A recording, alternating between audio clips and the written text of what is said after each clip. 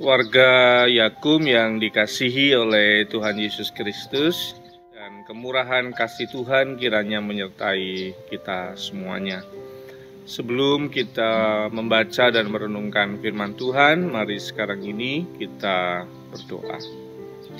Kami mempersiapkan diri mendengar kebenaran firman-Mu, nyatakanlah kehendak-Mu atas hidup kami, berkati kami semuanya.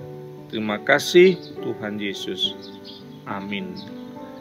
Sabda Tuhan yang akan kita renungkan diambil dari Yesaya 40 ayat yang ke-31.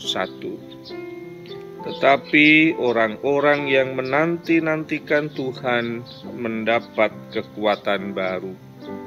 Mereka seumpama Raja Wali yang naik terbang dengan kekuatan sayapnya. Mereka berlari dan tidak menjadi lesu. Mereka berjalan dan tidak menjadi lelah. Konteks bacaan kita, Yesaya ini adalah peristiwa di mana satu bangsa sedang mengalami masalah besar. Masalah itu berkaitan dengan peristiwa pembuangan yang terjadi dijajah di negeri orang. Dan situasi itu tentu sangat menderita. Tidak hanya penderitaan fisik saja, lebih berat dari itu adalah soal penderitaan psikis mereka yang dihubungkan dengan penghayatan iman akan Tuhan yang selama ini mereka sembah. Mereka mengenal YHWH Yahweh sebagai Tuhan yang penuh dengan kuasa. Dan dalam peristiwa kekalahan bangsanya, mereka terpukul secara iman dan teologi mereka. Ternyata Yahweh adalah Tuhan yang dikalahkan oleh Tuhannya bangsa Babel. Kalau seandainya Tuhan itu kuat, maka Tuhan pasti akan membuat Babel kalah dan tidak membuat mereka dibuang sebagai orang buangan. Mereka punya pergumulan besar sebagai sebuah bangsa. Dalam situasi itulah kemudian firman Tuhan ingin menyatakan kepada mereka bahwa Tuhan itu adalah Tuhan dari seluruh bangsa, sehingga mereka harus mengerti ulang fakta tentang penderitaan yang dihubungkan dengan penghayatan iman mereka kepada Tuhan. Jadi warga Yakum yang dikasihi oleh Tuhan Yesus Kristus, mari kita akan melihat bagaimana pergumulan bangsa yang sedang kita alami juga mungkin mirip sama dengan peristiwa pada waktu itu.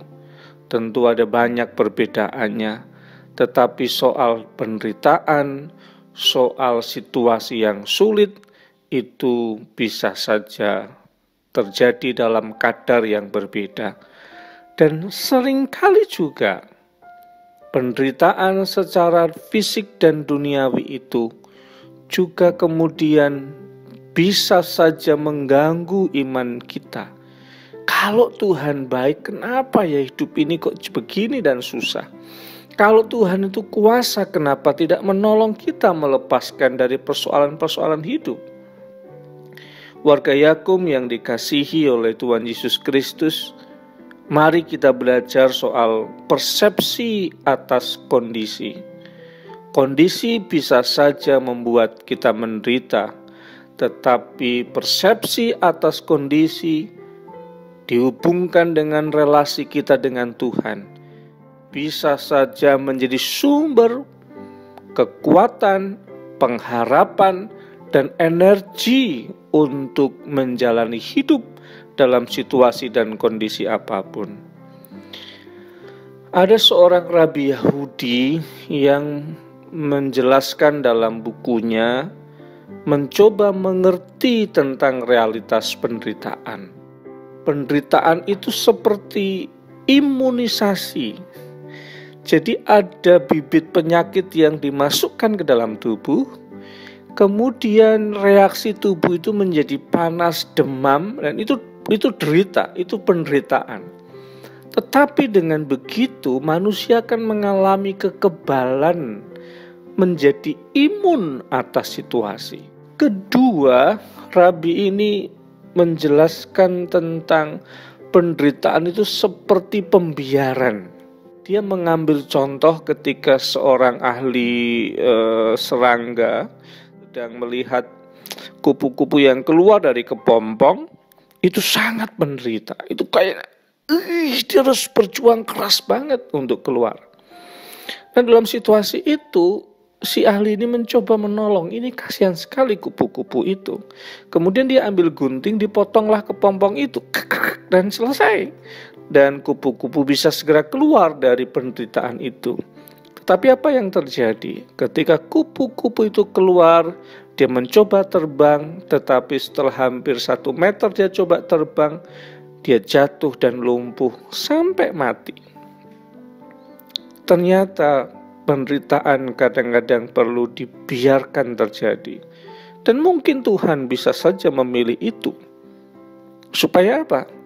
Supaya ada daya otot yang dikencangkan, ada daya hidup yang dikuatkan untuk bisa terbang mencapai sesuatu yang bagus dalam hidup ini.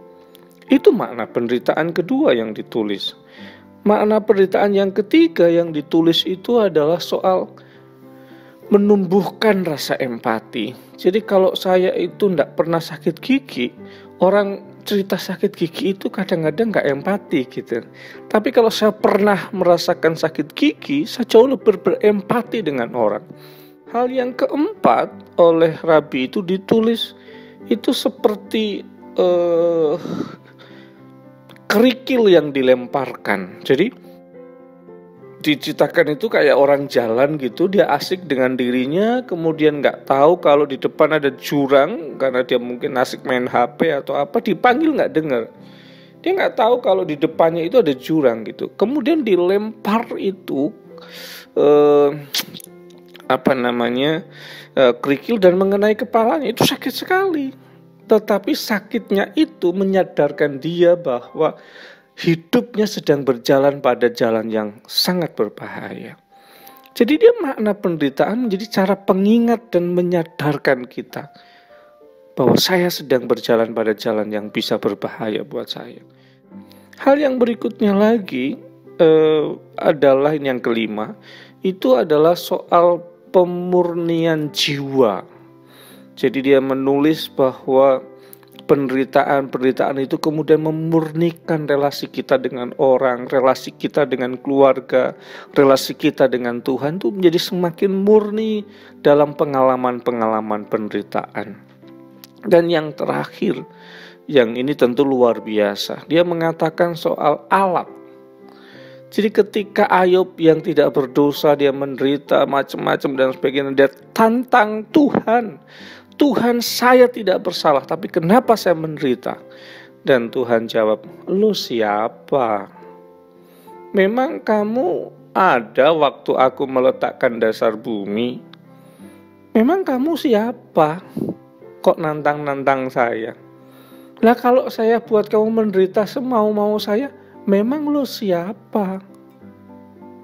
Itu kira-kira kalau mau dibahasakan dengan bahasa saya yang agak kasar. Tetapi itu, bahwa saya adalah alatnya Tuhan. Kalau Tuhan mau saya menderita untuk sebuah tujuannya dia, nggak apa-apa. Bang saya hambanya Tuhan, saya alatnya kok. Jadi kalau saya ini alatnya, dan penderitaan saya bermakna buat orang lain, itu luar biasa. Kenyataan bisa tetap sama, tetapi cara melihatnya itulah yang membuat kita penuh dengan energi menjalani. Bukan karena kekuatan kita, tetapi karena Allah yang menopang kita melewati dan menjalani seluruh kenyataan hidup yang kita jalani. Kalau pada waktu itu pembuangan sebagai alat Tuhan menghukum, mengingatkan kesalahan bangsa Israel pada waktu itu salah satu saja fungsi dan bagaimana Allah menggunakan penderitaan dalam tangannya yang kuasa dan yang baik itu. Jadi warga Yakum yang dikasih Tuhan, mari kita lihat seluruh realitas kita dari sudut pandang Allah. Maka di sana kita akan menemukan pengharapan, kita menemukan makna baru atas hidup ini. Sehingga kita bisa membaca dengan sungguh-sungguh pada ayat yang tadi kita baca. Kiranya Tuhan memberkati kita semuanya. Tuhan Yesus memberkati.